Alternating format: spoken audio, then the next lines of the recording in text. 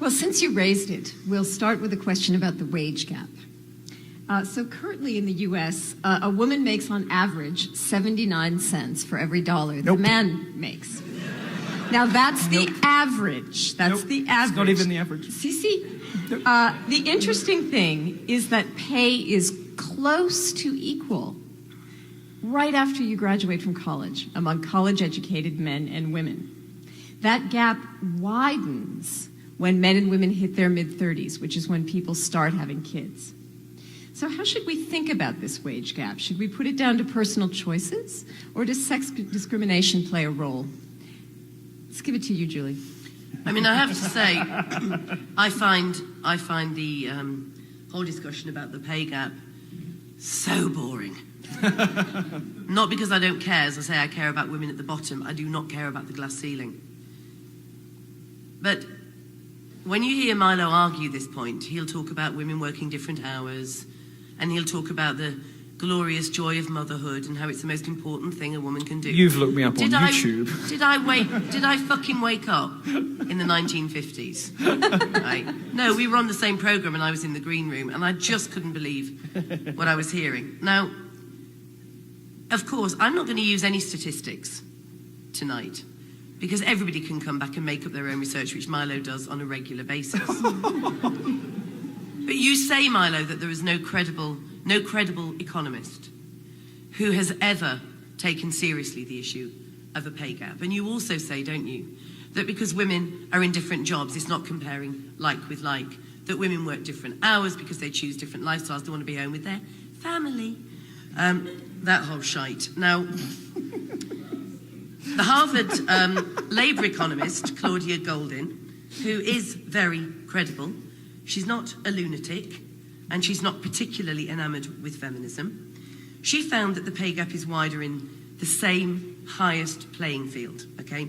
So, for example, female finance specialists, judges and lawyers make between, respectively, 66% and 82% of their male counterparts in those roles, okay? And this is all controlling for age, race, hours and education.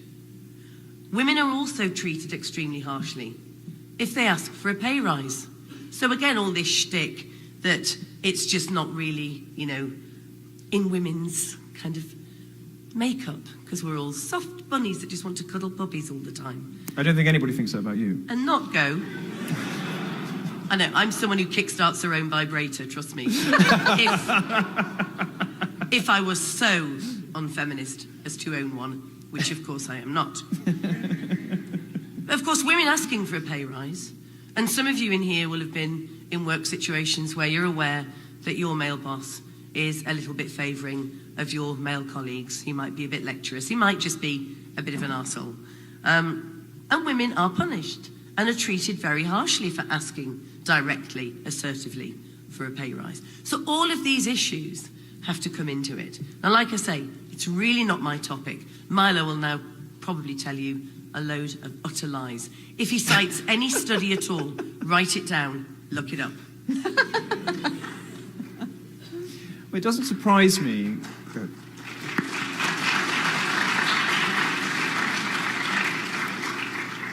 It doesn't surprise me to hear a lesbian skeptical about family values. Since after their relationships start, you know, lesbian bed death sets in. You know, there's barely. I mean, it's.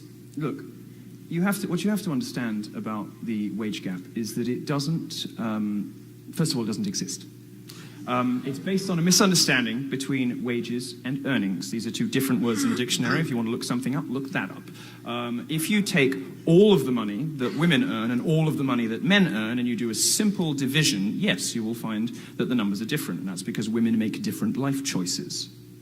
If, however, you start to drill down to pay, you discover that if there is a wage gap at all, it is in favour not of men, but of women under the age of 30, at least in America.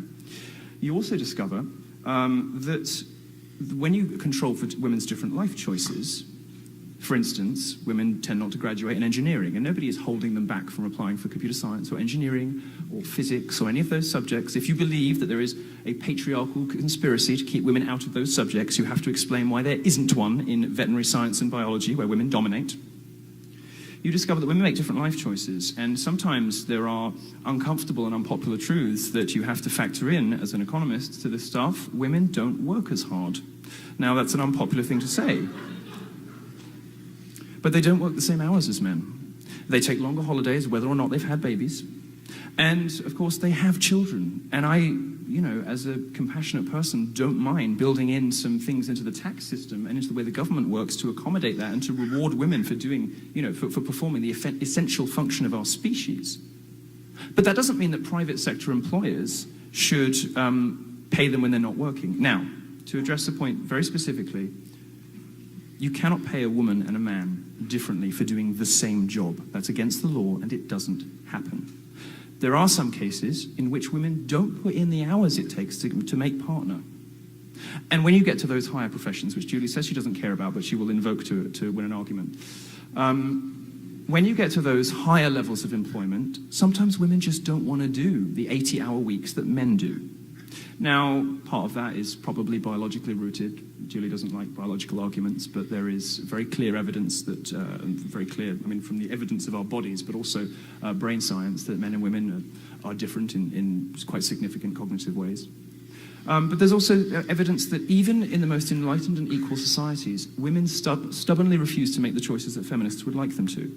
For instance, if you look into emerging economies, you discover that the split between men and women in subjects that lead to very high-paying jobs, whether it's physics or computer science or maths, it's pretty equal in many cases, because those women don't have much of a choice but to just do it, get on with it, and make a living.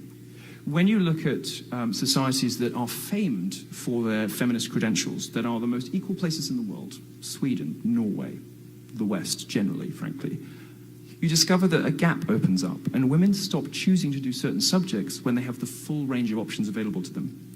And what you discover is something counterintuitive, and it's that when women are more free to make decisions, when women have more options available to them, more money, and better access to the institutions, to education, to the workplace, and they have great access to the workplace. They have better access to the workplace than many men. 2015 Cornell study, yeah, you can look it up, shows that women have a 2-to-1 advantage over men going for jobs, academic jobs in the STEM field. Please do look it up. You discover that women just won't make the choices feminists would like them to. And they don't make those choices because, yeah, unlike radical lesbian feminists, some women want a family and children.